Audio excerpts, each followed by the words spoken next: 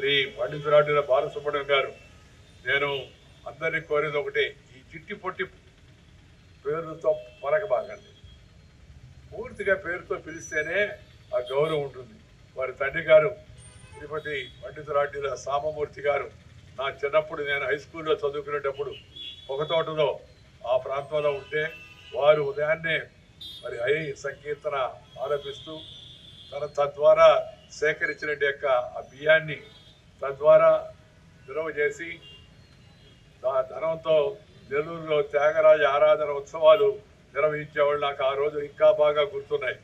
ఆయన ఆ కోమల్లాస్ హోటల్ అమ్మేయ్యారు, మిగతా మిత్రులందరూ కలిసి ఆ రోజుల్లో చెంబాయి వైద్యనాథ్ అయ్యారు, డికే పట్టమ్మాళ్, సుబ్బలక్ష్మి గారు, ఇలాంటి మహామహులందరినీ ఎదురుకు తీసుకొచ్చిన ఘనత వారి తండ్రి గారిని శ్రీ సామమూర్తి గారిని అని చెప్పి నేను వారిని సందర్భంగా స్మరించుకుంటూ ఉన్నాను. శ్రీ బాలసుబ్రహ్మణ్యం గారు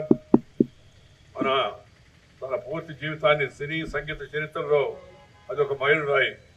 తెలుగు సినిమా సంగీతానికి ఘంటసాల, బాలు ఈ ద్వయం ఏదైతే ఉందో ఈ స్వర్ణయుగాన్ని తీసుకొచ్చారని చెప్పడంలో ఎలాంటి సందేహం లేదు. అటు ఘంటసాల గారు, ఇటు బాలసుబ్రహ్మణ్యం గారు, వీరిద్దరూ తెలుగు పాటలకు పట్టాభిషేకం చేసి ప్రేక్షకుల హృదయ సంపన్నులపై ఆ సింహాసనంపై కూర్చోబెట్టారు. రోజు నిద్ర లేచిన వెంటనే నేను చేసే పని ఏంటంటే, రాజకీయాల్లో ఉన్నప్పుడు బిజీగా ఉండేవాళ్ళం. ఆ రాజకీయం అయిపోయి ఉపరాష్ట్రపతిగా వచ్చిన తర్వాత నేను ఉదయం రోజు 4:30 లేచి ముందు వినేది ఒకవైపు అన్నమాచారి కీర్తనలు, మరొక వైపు బాలసుబ్రహ్మణ్యం గారు, ఘంటసాల గారి యొక్క పాత పాట రెండుంటే మనసు ఎంత అద్భుతమైన ఆలోచనలతో పాజిటివ్తో సానుకూల ముందుకు వెళ్ళే అవకాశం కలుగుతుందని ఇప్పటికి కూడా నేను చేస్తూ ఉన్నాను. జీవితాంతం ఆఖరి రోజు వరకు కూడా చేస్తూ ఉంటానని చెప్పి నా కోరిక. ఈరోజు నేను మాత్రమే కాదు, ఎందరో తెలుగు ప్రజల హృదయాల్లో ఆలయ సుప్రభాత సంగీత నివేదనలోనూ ఆయన స్వరం నిత్యం ధ్వనిస్తూనే ఉంటుంది. శ్రీ బాలసుబ్రహ్మణ్యం గారు పేరు స్మరించుకోగానే శ్రీ దేవరకొండ బాలగంగాధర్ తిలక్ గారు ఆ రోజుల్లో రాసిన అమృతం కురిసిన రాత్రి అనే మాట మనకు గుర్తొస్తుంది. ఆరంభం ఆనందం మనిషి అయిన వాడు, జీవితాన్ని ప్రేమించిన వాడు, జీవించడం తెలిసిన వాడు అంటూ దేవతలు సైతం కీర్తించిన వ్యక్తిత్వం అందులో కనిపిస్తుంది మనకి.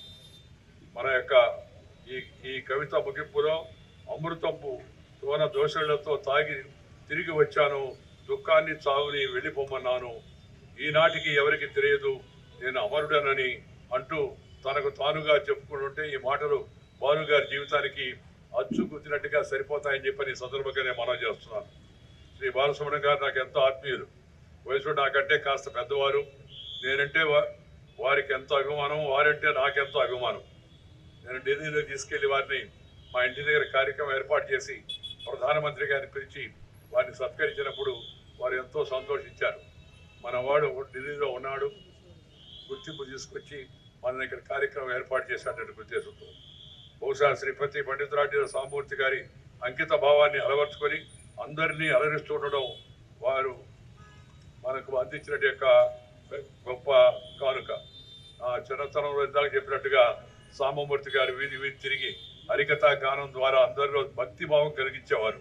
తద్వారా నిధులు సేకరించి ఆయన ఇతరులతో కలిసి చొరవ తీసుకొని నెల్లూరు కిందాక నేను చెప్పినట్టుగా ప్రభుత్వ సంగీత కళాకారులందరినీ పిలిపించి త్యాగరాజ ఆరాధన ఉత్సవాలు నిర్వహించేవారు.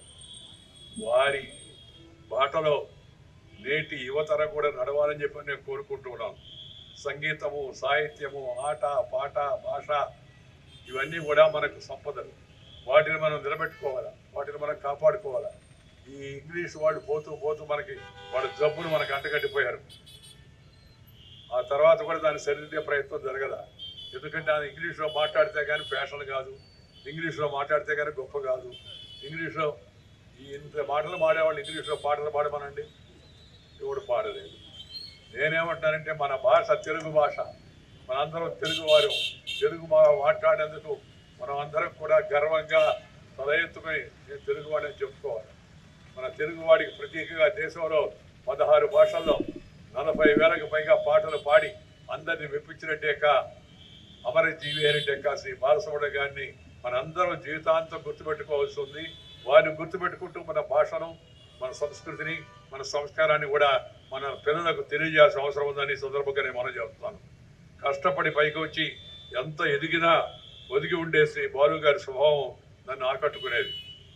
భాష, సంస్కృతుల పట్ల అభిమానం మా ఇద్దరిని దగ్గర చేయడమే కాక మాకు మరింత బాంధవ్యాలు పెరగడానికి అవి కారణమయ్యాయి. కథానాయకుల గాత్రంలోకి పరకాయ ప్రవేశం చేసి, అండర్లైన్ చేసుకోండి, కథానాయకుల గాత్రంలోకి పరకాయ ప్రవేశం చేసి పాటలు పాడే బాలు ప్రతిభ అపరూపమైనది. ఎంతోమంది నటులు వారు పాడినట్టుగానే బాలసుబ్రహ్మణ్యం గారు పాడుతూ ఉంటే ఓహో వారే పాడుతున్నారా అనిపించేది మనకి. అది చాలా చిన్న విషయం కాదు, అది అద్భుతమైన విషయం.